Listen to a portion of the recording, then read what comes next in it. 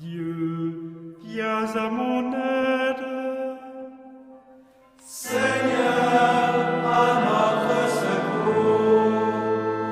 Gloire au Père et au Fils et au Saint-Esprit, au Dieu qui était et qui vient, pour les siècles des siècles. Amen. L'ange du Seigneur apporta l'annonce à Marie. Et elle conçut du Saint-Esprit. Voici la servante du Seigneur. Qu'il me soit fait selon votre parole. Et le Verbe s'est fait chair. Et il a habité parmi nous. Priez pour nous, Sainte Mère de Dieu, Afin que nous soyons rendus dignes des promesses du Christ. Daigne, Seigneur, répandre ta grâce dans nos âmes, afin qu'ayant connu par le message de l'ange l'incarnation du Christ, ton Fils, nous arrivions par sa passion et par sa croix à la gloire de sa résurrection. Par le Christ notre Seigneur. Amen.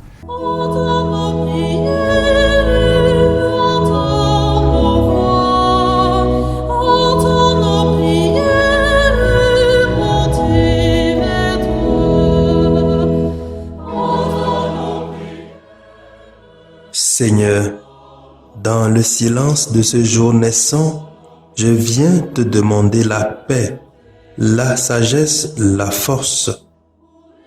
Je veux regarder aujourd'hui le monde avec des yeux tout remplis d'amour, être patient, compréhensif, doux et sage, voir au-delà des apparences tes enfants, comme tu les vois toi-même, et ainsi ne voir que le bien en chacun. Ferme mes oreilles à toute calomnie. Garde ma langue de toute malveillance. Que seules les pensées qui bénissent demeurent en mon esprit. Que je sois si bienveillant et si joyeux que tous ceux qui m'approchent sentent ta présence. Revêts-moi de ta beauté, Seigneur, pour qu'au long de ce jour, je te révèle. Amen.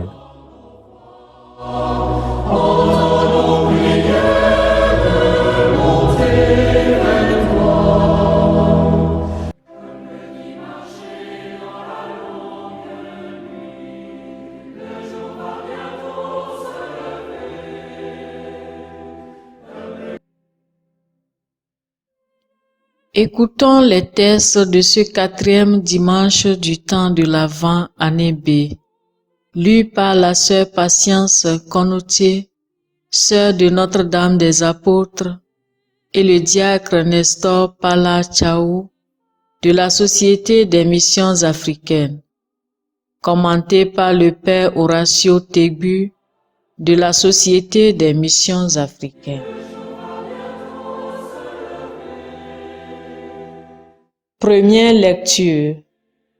Lecture du second livre de Samuel, chapitre 7, versets 1 à 5, 8 à 16. Le roi David était enfin installé dans sa maison à Jérusalem. Le Seigneur lui avait accordé des jours tranquilles en le délivrant de tous les ennemis qui l'entouraient. Le roi dit alors au prophète Nathan, « Regarde, j'habite dans une maison de cèdre et l'arche de Dieu habite sous la tente. » Nathan répondit au roi, « Tout ce que tu as l'intention de faire, fais-le, car le Seigneur est avec toi. » Mais cette nuit-là, la parole du Seigneur fut adressée à Nathan. « Va dire à mon serviteur David, ainsi parle le Seigneur. Est-ce toi qui me bâtiras une maison pour que j'y habite? C'est moi qui t'ai pris au pâturage derrière le troupeau, pour que tu sois le chef de mon peuple Israël. J'ai été avec toi dans tout ce que tu as fait, J'ai abattu devant toi tous tes ennemis. Je te ferai un nom aussi grand que celui des plus grands de la terre. Je fixerai en ce lieu mon peuple Israël. Je l'y planterai, il s'y établira, et il ne tremblera plus, et les méchants ne viendront plus l'humilier, comme ils l'ont fait depuis le temps où j'ai institué les juges pour conduire mon peuple Israël. Je te donnerai des jours tranquilles en te délivrant de tous tes ennemis. Le Seigneur te fait savoir qu'il te fera lui-même une maison. Quand ta vie sera achevée et que tu reposeras auprès de tes pères, je te donnerai un successeur dans ta descendance qui sera né de toi et je rendrai stable sa royauté. Je serai pour lui un père, il sera pour moi un fils. Ta maison et ta royauté subsisteront toujours devant moi, ton trône sera stable pour toujours. Parole du Seigneur.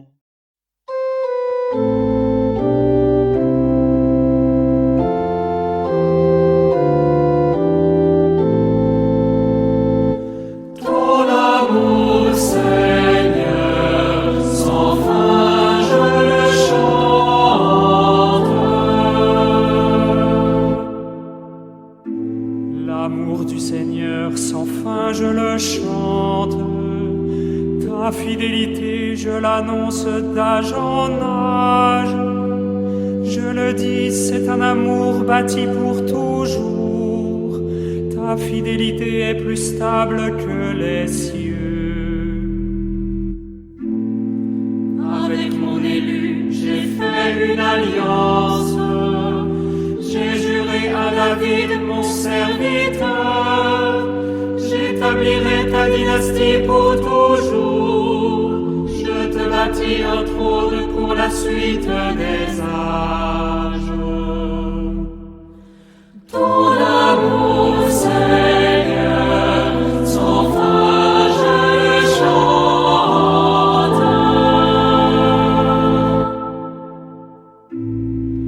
Il me dira, tu es mon Père, mon Dieu, mon roc et mon salut. Sans fin, je lui garderai mon amour, mon alliance avec lui sera fidèle. Ton amour, Seigneur, sans fin je le chante.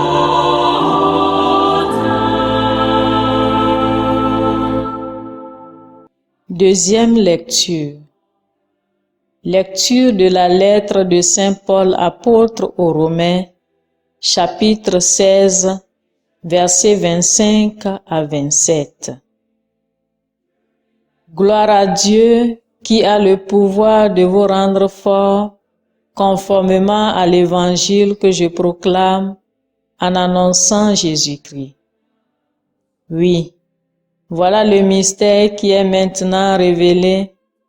Il était resté dans le silence depuis toujours, mais aujourd'hui il est manifesté. Par ordre du Dieu éternel et grâce aux écrits des prophètes, ce mystère est porté à la connaissance de toutes les nations pour les amener à l'obéissance de la foi. Gloire à Dieu, le seul sage, par Jésus-Christ, et pour les siècles des siècles. Amen. Parole du Seigneur.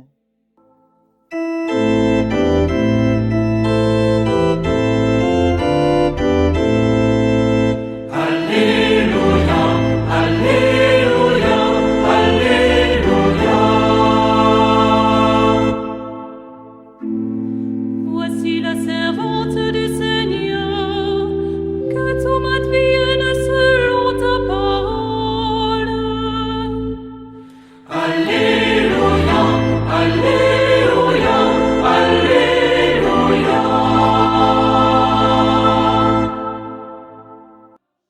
Le Seigneur soit avec vous et avec votre esprit. Évangile de Jésus-Christ selon saint Luc. Gloire à toi, Seigneur. Luc chapitre 1, versets 26 à 38. En ce temps-là, l'ange Gabriel fut envoyé par Dieu dans une ville de Galilée appelée Nazareth à une jeune fille vierge accordée en mariage à un homme de la maison de David appelé Joseph. Et le nom de la jeune fille était Marie. L'ange entra chez elle et dit: « Je te salue, comblée de grâce, le Seigneur est avec toi. » À cette parole, elle fut toute bouleversée et elle se demandait ce que pouvait signifier cette salutation. L'ange lui dit alors: « Sois sans crainte, Marie, car tu as trouvé grâce auprès de Dieu. Voici que tu vas concevoir et enfanter un fils. Tu lui donneras le nom de Jésus. Il sera grand. Il sera appelé Fils du Très-Haut. Le Seigneur Dieu lui donnera le trône de David son père. Il régnera pour toujours sur la maison de Jacob, et son règne n'aura pas de fin. »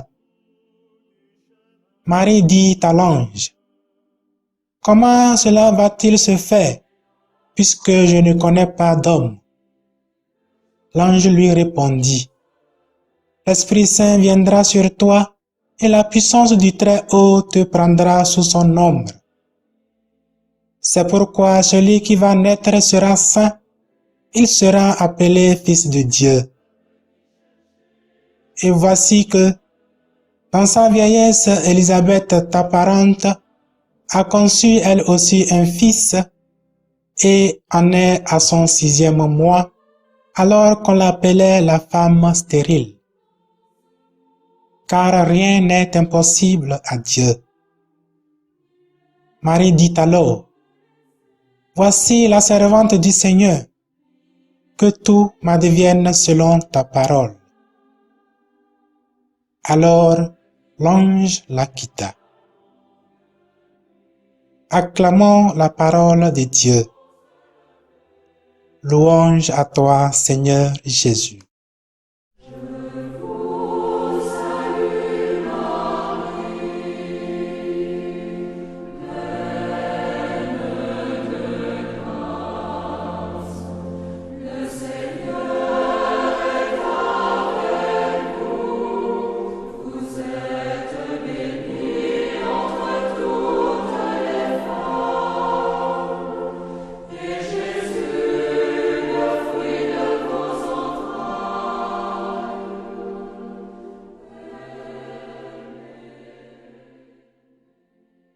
Mes frères et sœurs en Christ, bonjour. Les textes de ce 4e dimanche du temps de l'Avent nous montrent Jésus comme l'accomplissement des promesses de Dieu. Dans la première lecture, nous avons écouté comment David, après être installé dans sa maison, s'était soucié de Dieu et a voulu lui construire une maison. D'abord, le prophète Nathan lui donnera le feu vert pour ce projet qu'il a pour Dieu. Mais, la même nuit, Dieu lui refusera ce projet à travers ce même prophète et lui fera ensuite des promesses. David, en tant qu'homme, veut construire une maison pour Dieu. Mais est-ce que Dieu attend quelque chose de nous pour ce qu'il nous a fait? En fait, ce n'est pas la construction matérielle qui préoccupe Dieu.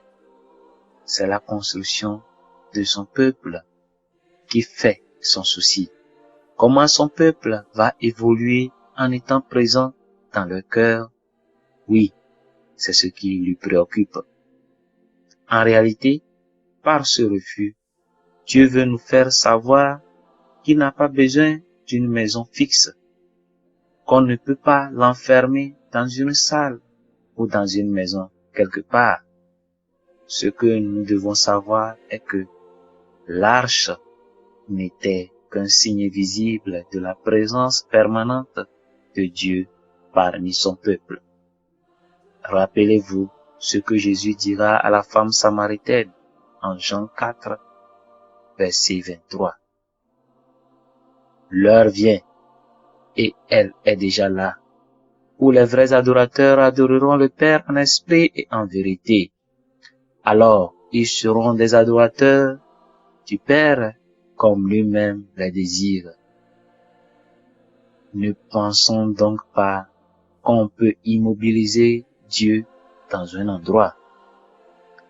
Ensuite, entre l'homme et Dieu, qui peut faire du bien à l'autre?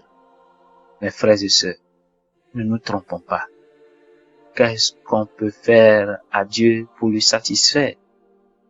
Sachons-le, c'est lui qui nous fait tout. C'est lui qui nous donne tout. Pour dire que c'est plutôt nous qui avons besoin de lui et qui sommes dans ses mains. Alors c'est nous qui avons besoin d'être bâtis. Par ailleurs, voici plutôt la promesse que Dieu a faite au roi David. Il a dit qu'il lui fera une maison lui-même et qu'il suscitera dans sa descendance un successeur dont lui Dieu rendra stable son royaume. Il sera pour ce nouveau roi un père et lui sera pour lui un fils. Et il ajoute que la maison et la royauté de David subsisteront pour toujours devant lui. Mes frères et sœurs, voici la promesse qui a fait naître l'espérance en Israël, et nous pouvons donc comprendre pourquoi le peuple attendait un Messie, car le peuple connaît la promesse indéfectible de Dieu. Et ces promesses, nous les voyons se réaliser dans l'évangile de ce jour. En effet, le dialogue entre l'ange et Marie dans l'évangile de Saint Luc nous annonce l'heure de l'incarnation du Messie. Toutes les promesses de l'ancienne alliance trouvent leur accomplissement en ce jour. Les paroles de l'ange révèlent les promesses et donnent l'ouverture sur l'attente du Messie. Le peuple attend un roi de la descendance de David. Et tout à l'heure, nous avons écouté la promesse que Dieu a faite à David par le prophète Nathan dans la première lecture. Et voici les paroles de l'ange qui confirment ces promesses. Le Seigneur Dieu lui donnera le trône de David, son père. Il régnera pour toujours sur la maison de Jacob, et son règne n'aura pas de fin. Mais bien avant ceci, l'ange a donné l'appellation qui lui sera attribuée. Il dit qu'il sera appelé le Fils du Très-Haut. Et plus loin, l'ange ajoute qu'il sera appelé le Fils de Dieu, ce qui renchérit ce que Nathan a dit au roi. Je serai pour lui un père, et il sera pour moi un fils. Ensuite, Marie va répondre, comment cela va-t-il se faire, puisque je ne connais pas d'homme? L'ange lui dit, l'Esprit Saint viendra sur toi, et la puissance du Très-Haut te prendra sous son ombre. Mes bien-aimés, rappelez-vous des paroles du prophète Isaïe. Voici qu'une vierge concevra et enfantera un fils. Et pour terminer, Marie dira, je suis la servante de Dieu, que tout m'advienne selon ta promesse. Nous voyons alors comment Dieu tient toujours à ses promesses.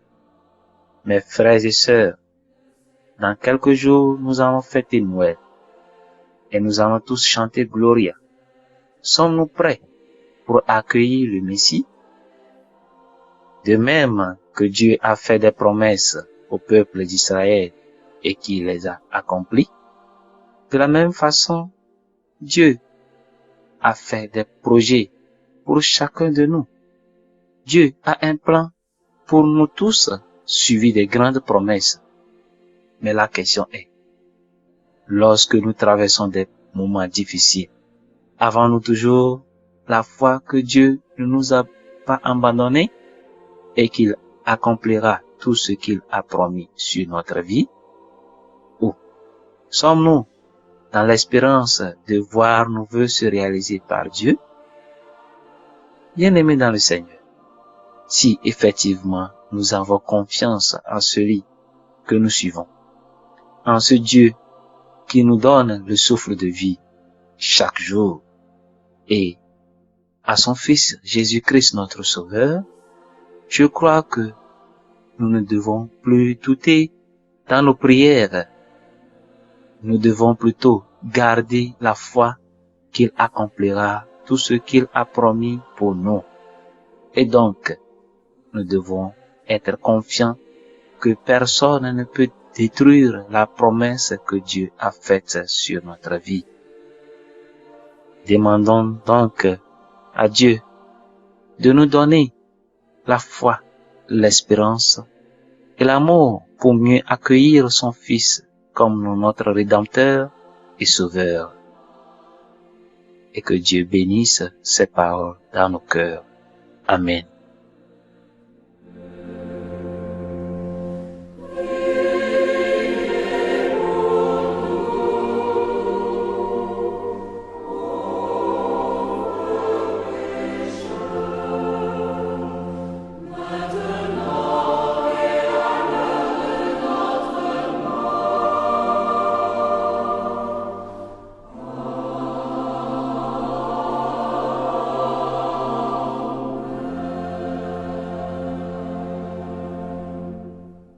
Le Seigneur soit avec vous et avec votre esprit.